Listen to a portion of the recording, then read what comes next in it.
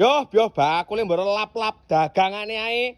Ben mundak gilar-gilar to, Mas. Neh kurene iki arep golek isen-isen omah sing komplit bahane kayu jati asli pokoke. Full jati. Heeh. 8.500.000 oleh papat, Mas. Kuwi apa ae barange kuwi? Lha nomor 1 ning talap iki ke to, nggon Suguh Dayo iki to. Oh iki ge ruang tamu. Tamu bahane ya wis full jati iki, Mas. Serip. Iki terus liyane. Nomor 2 gadah TV to. Iki wajib iki ning ruang tamu ki ning ngene iki. Bo iso gilar-gilar kok ngene to. Iki bahane ya wis serip jati. Lah iki sing nomor 1 sing paling penting lemari. Lemari iki ya paling penting iki. Nggih ada klambi ben gak mekakrah iki ya iki. Iki ukurane ya wis gedhe iki 150 ya to. Dure 2 meter, Mas. Istimewa iki. Pilihan yo akeh, milih liyane oleh. Lah sing digawe liyane. Nggih madang, iki yo penting nang pawon, paling penting nang madang iki ya timbangane.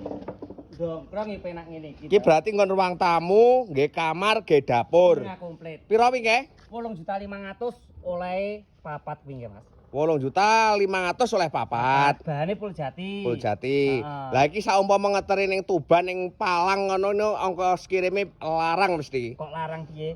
Tuban kuwi gratis ongkir, Mas, diketek kono lho. Ora ning Tuban tok, Jawa Timur, Jawa Tengah, Madura, Jogja gratis ongkir, kok bayare COD. Lah berhubung aku ki wong Kawak wis ndelok barang murene carane meling lewat HP no piye? Oh, pesen online. Iya. Sore bioprofil wis penak to, Mas, gare mbok tulungane wis terhubung karo aku dhewe. Oh iya berarti pesen paket isen-isen omah 8.500.000 oleh papat.